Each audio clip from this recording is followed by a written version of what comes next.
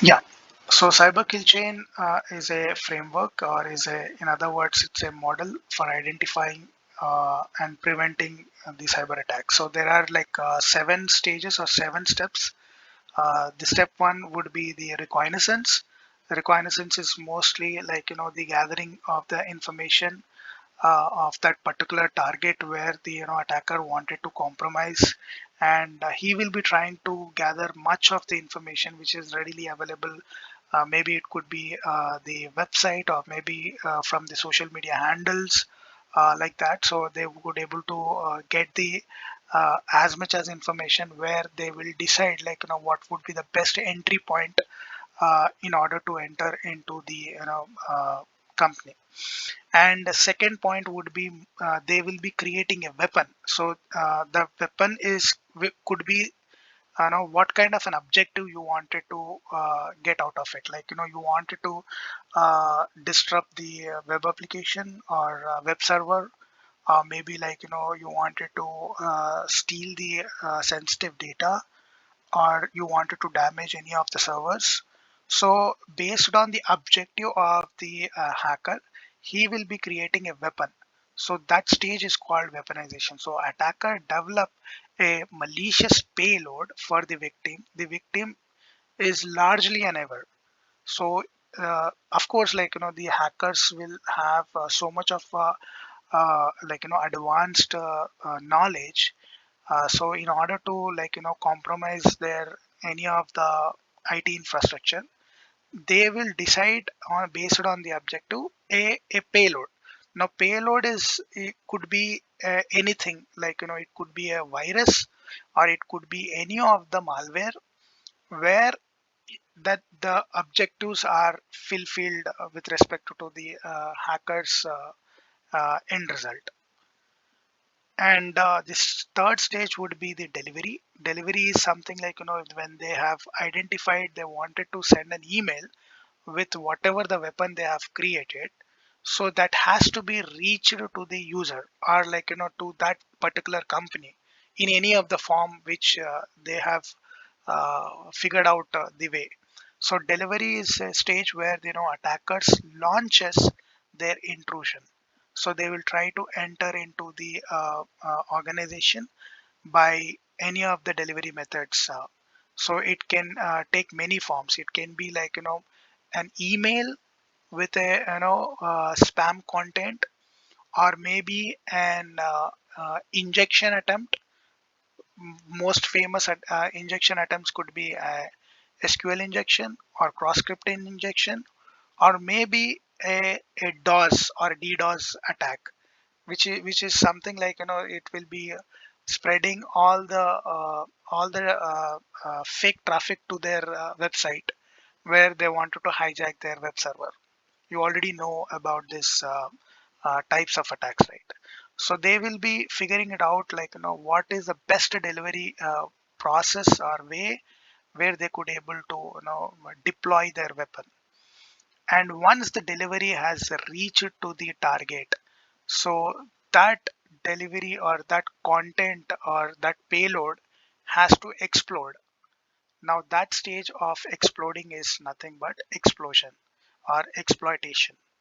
So the attackers compromise the target, and victims may still be unaware.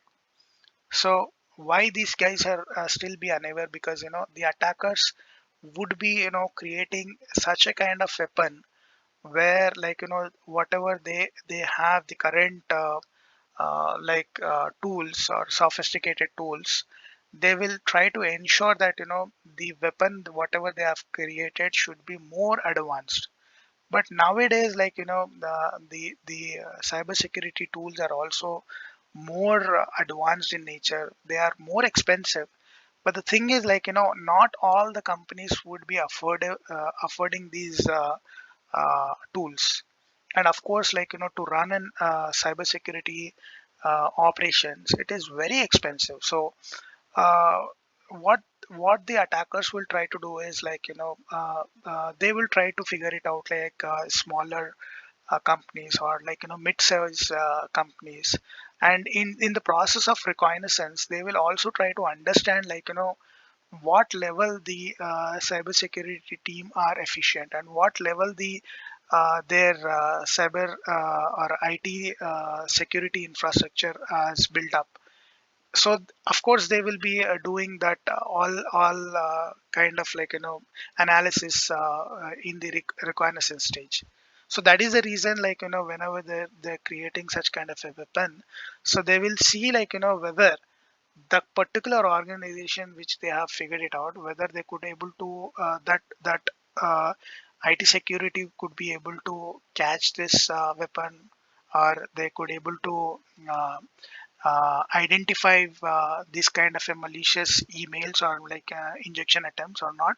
They will be figuring it out in the stage of reconnaissance. And once the exploitation is done to the target, then there will be the installation of whatever the weapon they have created. So in the installation stage, which is a fifth stage, the attacker will be gaining the persistence on the target, and can be delivered any of the malware to the computer. If elaborate attack may takes certain months, but still they will wait. So once the explanation is done, so they something they will try to send out some thousands of emails to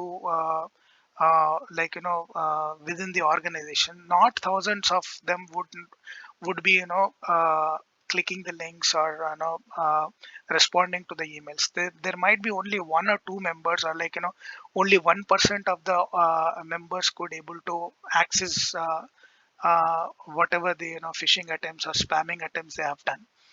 So once it is being anticipated by the end user or target user, so the installation would be generally takes a lot of time, because once he decided what kind of a payload he has been sent, so it will also checks what is the best way of exploiting. So that is where that might take certain months in order to install the whatever the payload which has been created by the attacker. And once the installation is done, then the stage of command and control will be getting to the attacker. Now the attacker issues a command to the payload. The adversary will operate internal assets remotely.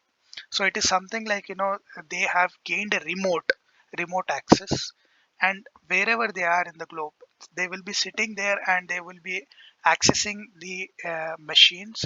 And from that particular machine they could able to enter into some of the servers, and from the some of the servers they will be changing the administrative rights, and such a way that the admin rights could able to provide the access to the attacker, where they could able to do whatever they wanted to do in terms of their objectives or in terms of their end goals.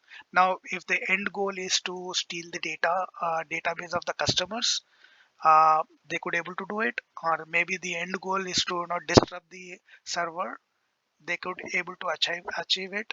Or maybe in terms of uh, doing a ransomware attack and encrypt the sensitive files. And once the ransom is asked to the concerned uh, owner of the company, and if they are able to satisfy their ransom, they will be releasing the key code. And if they are not doing that, then the exploitations level will be in any of the means wherein they could able to satisfy whatever they have asked in terms of ransomware. And once it is have once he gains the complete command and control over the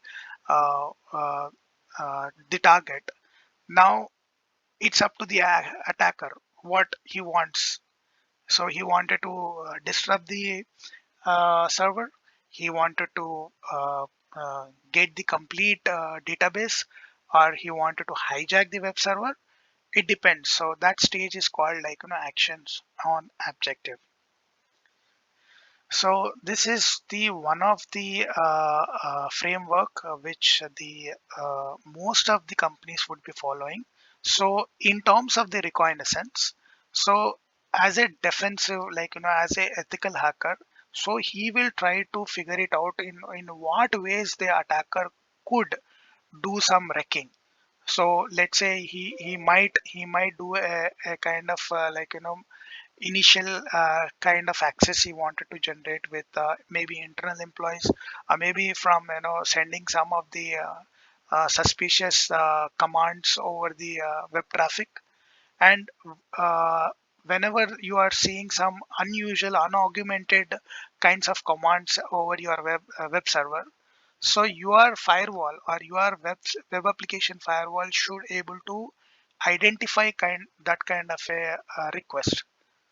So this is all like defensive mechanism where ethical hacker will be always do the R&D work in terms of these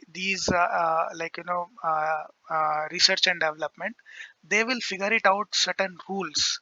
They will be figuring it out certain alarms. So based on that, the use case will be created. Now use case is something like where your SIM tool should give an alert for you. Okay, there is some kind of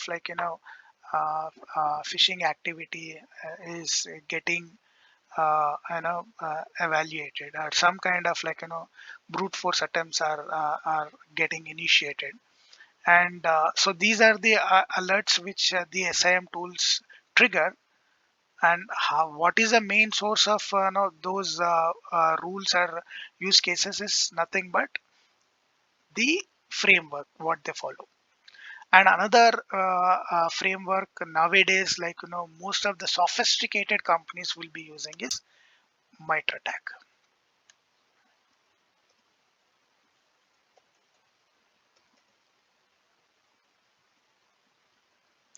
So MITRE ATT&CK framework. So now in the MITRE ATT&CK framework, as you see that in the cyber kill chain, we have only 7 steps.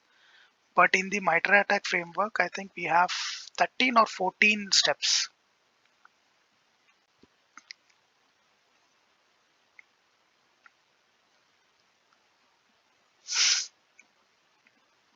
Mm, yeah,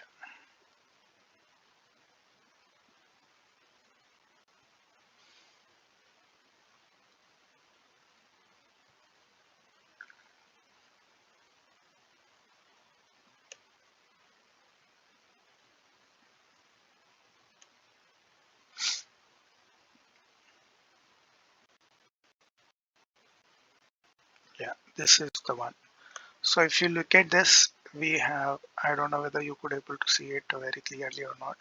Initial access, execution, persistence, privilege escalation, defense evasion, credential access, discovery, lateral movement, collection, exfiltration, command and control. So 1, 2, 3, 4, 5, 6, 7, 8, 9, 10, 11. I think 14. So these are the tactics and techniques, and each tactics you can see in the below, there are techniques. So if the attacker wanted to have this tactics of initial access privilege to execute this, they have these many sort of techniques. So based on this framework, now our sim tool will be creating the use cases or kind of an alarms, and that's how we would be able to get the alerts in the sim tool, and that's how we could able to evaluate each and every alert. And with this help of framework only, we could able to dig or uh, do the analysis in terms of finding out the anomalies in the system. So these are the two major or most common frameworks that the organizations use. One is cyber kill chain, and another one is MITRE ATT&CK, MITRE ATT&CK framework.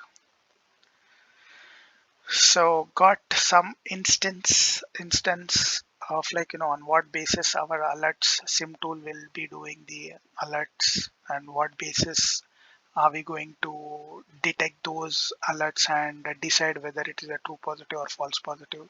and what all the tactics or techniques which we have in terms of uh, executing the alert and decide whether it is a true positive or false positive. This is the framework.